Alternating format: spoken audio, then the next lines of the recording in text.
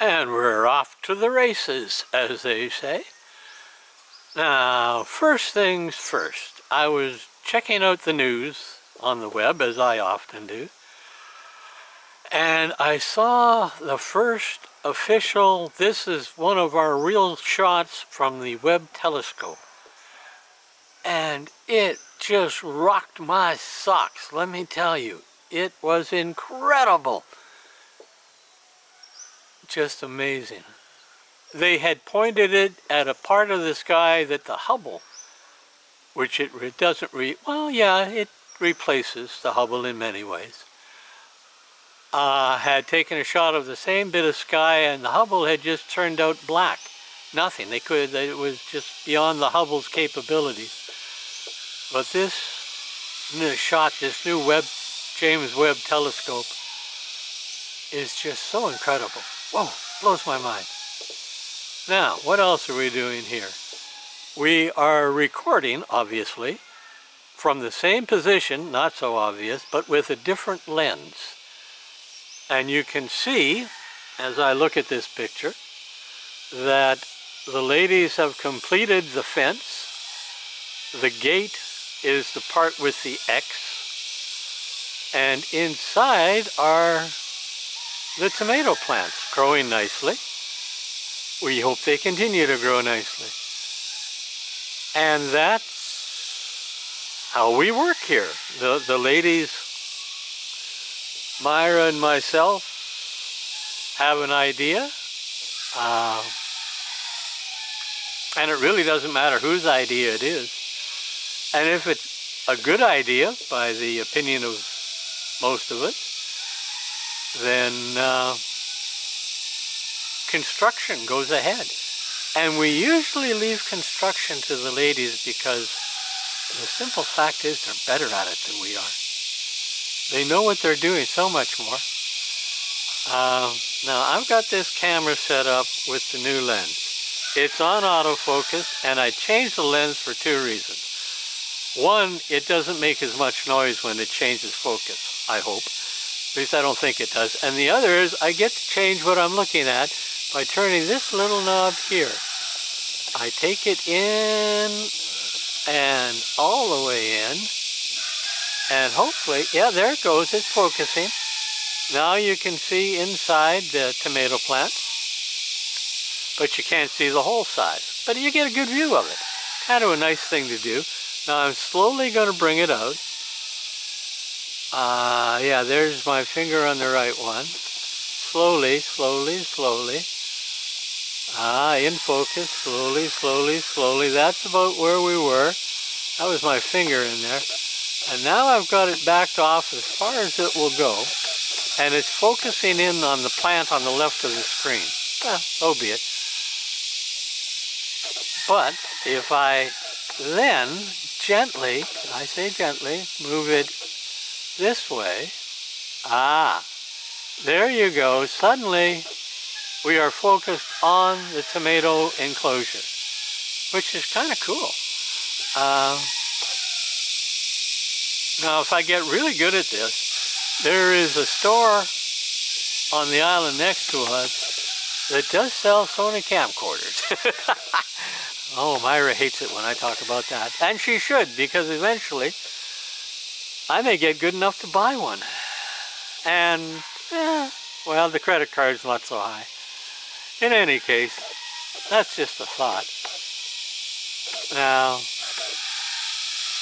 the other thing I noticed right off this morning, and that's not so good, is that my blood sugar has been consistently getting higher and higher over the last, I don't know how many months. But I've got the record, so I can look at it. I take 1.5 pills to keep my diabetes under control if I watch what I eat and don't get fat and I do my exercise. And for the last 2 years, it has kept me at a blood sugar between 80 and 100, which for those of you who aren't conversant with diabetes is normal, which is good. And at night, when I had eaten and what have you, my blood sugar was up 140 to 190, which again is normal and good. But lately, last couple of weeks, it has been, after fasting over 100 and under 125, which means that if I went to a doctor and they read that on my blood sugar test, they'd say, whoa, you have the real possibility of diabetes here. We'd better put you on some sort of program to get your weight under control and do other things, and maybe you won't have to take insulin. And maybe if you do, it's just a pill. So that's where I am now. So I have upped my insulin intake by half a pill. The pills I take, the lowest that they do any good is 1 pill a day, and the maximum you should take is 3. I was taking 1.5, I'm upping it to 2, and we'll see what that does with my blood sugar. I'm going to continue to get my weight back down. It should be in the 160s and it's in the 180s, but it was in the 200s, so I'm doing better than I was. And I'll continue to do better yet. That's the way it works with this disease. You either fight it and win, or you don't fight it and lose limbs. And I don't wish to lose my limbs. I have got used to them. Fingers and toes and arms and such. So we'll see what the insulin does by upping it a bit, and we will keep track of the blood sugar. It's not dangerously high right now. I mean, when I went into the hospital, when Myra thought I was dying, the nurses took my blood sugar and it read 350. That was a problem. That wasn't, you're going to die tomorrow, but that was, you're really sick, boy. We best get you in hospital and straighten this out. And for 4 days, 5 days, first couple of days I was on intravenous. And after that, I was on a really restricted diet. And every morning they'd come in and they'd take my blood sugar. And they'd take out this bloody big needle and shoot me full of insulin.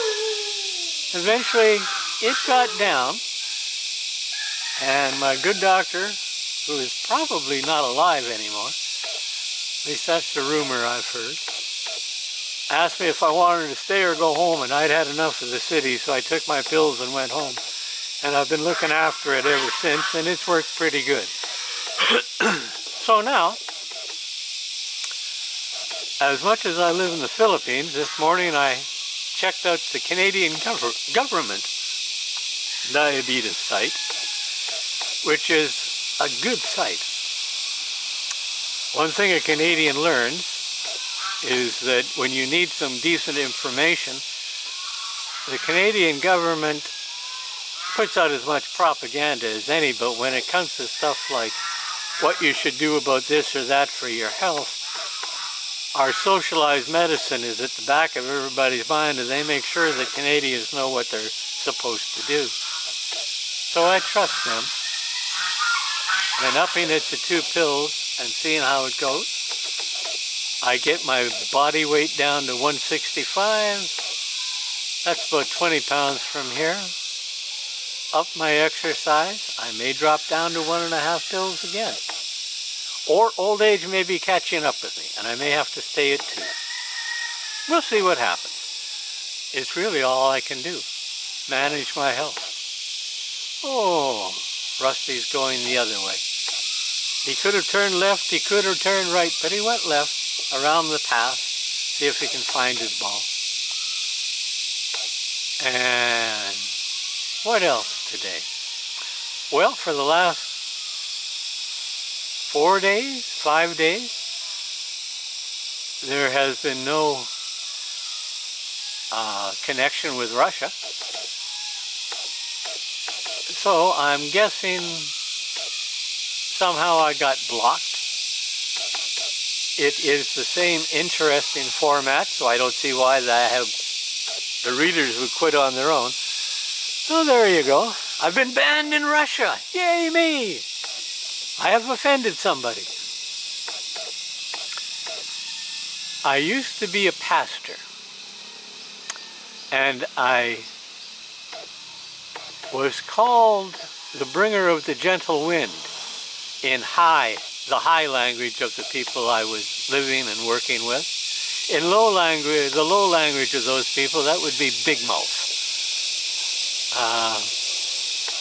Now they had a nasty sense of humor in the village that I really appreciated. They put the pastor's house, at the end of a road in the village, past the graveyard, at the end of the road, past the gravel pit, and they said, well, you get such a nice view from here. And yes, indeed, you do get a nice view. But when you take the name of the street I was on, which is the beautiful view between two mountains that come together in high language, and my name, bringer of the gentle peace in high language, and combine them in low language, you get Little Fart, who lives on Big Mouth Street, which I kind of thought was about accurate. As I say, they had a marvelous sense of humor. And it was a beautiful view. And you never knew what was going to happen in that village.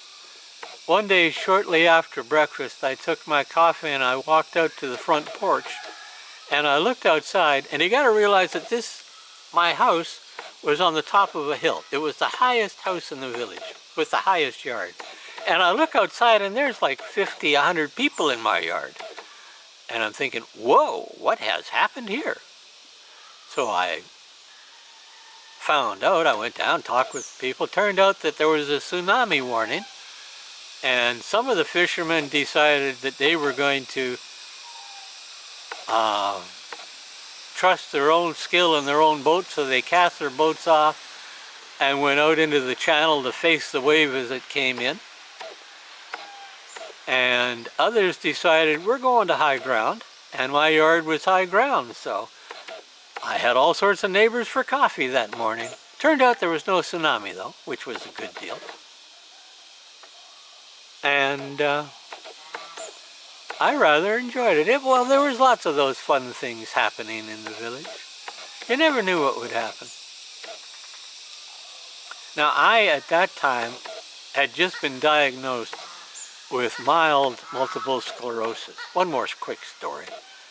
And in the village, it was a small village, 600 people, and you could walk the whole thing in 15 minutes, so I thought, the only thing to do is just walk around and meet people and say hi. And I would walk with the elderly people and the young bloods, 10, 12, 14-year-olds that were still on bicycles. They'd come riding up behind us, and they'd go past me just as close as they could get to me to see if I'd flinch or be scared. And was I scared? Yeah, no, but I didn't flinch either, but that's because my reactions were so slow that by the time I noticed them, they were gone, so I didn't have to move. And I've got a good reputation that way. Mind you, I got a bad one on another simple mistake I made. One of the elders of the church had trouble getting out, and he was supposed to be a very good man, so I decided what any pastor would decide. I'd go visit him. And at the time, I still fit into my rather good-looking clothes and my suit and what have you, so I put on my suit and my turtleneck and grabbed my briefcase and put my Bible in it, and I knocked on his door. And his son answered it. Grandson answered it. And I said, excuse me, and I'll say his name is John. It wasn't, but we're protecting the innocent. Is John in? And he said, no. I said, oh, okay. Let him know I visited. And I handed him no, I didn't at that point. I didn't have my cards made up yet. They hadn't named me. But I said, thank you, and I walked away, and I came back again, and I came back again, and after about 4 times, I knocked on the door, And this time the grandfather answered, and he looked very red-faced and ashamed, and he said, "Please come in." And I went and I had a marvelous visit with him, and his grandson was very pleasant to me. And I found out later that because of the way I dressed and my briefcase, his grandson had mistaken me, and no offense to anybody out there who happens to be of this denomination, they thought I was a Jehovah's Witness trying to get conversions and hand out pamphlets. And when I heard about that, I changed into my jeans, I got rid of my briefcase, and I wore my suit to church and funerals and feasts, and that was it. When I visited the people, I went dressed as I should, the same way that they dressed. And I had no more trouble getting into houses because I was no longer thought of as that damn Jehovah's Witness that keeps walking through the village. Things like this you have to learn in a cross-cultural situation. Even more so when you're expected to immerse yourself in the culture that you're going to. And I was. I was being trained as a village pastor. There was a problem in the United Church, you see. These new people would come out of seminary with their Bachelor of Divinity or Master of Divinity, and they'd go to the farthest out churches that the United Church had because they were beginners, and that's where you stuck beginners. After how many years? 4 years? 5 years? They usually change place every 4 years in the United Church, if memory serves. They'd go to a church that was a little closer to a big city and had a little bigger congregation because they had earned the right to and the ability to handle a bigger church. Well, that's fine for the bigger churches, but it leaves the small churches in the lurch. And the United Church of Canada, through the Native Ministry Consortium, decided that what they wanted to do was develop a system where someone from the village with a reasonable level of education could come down to the seminary, the Vancouver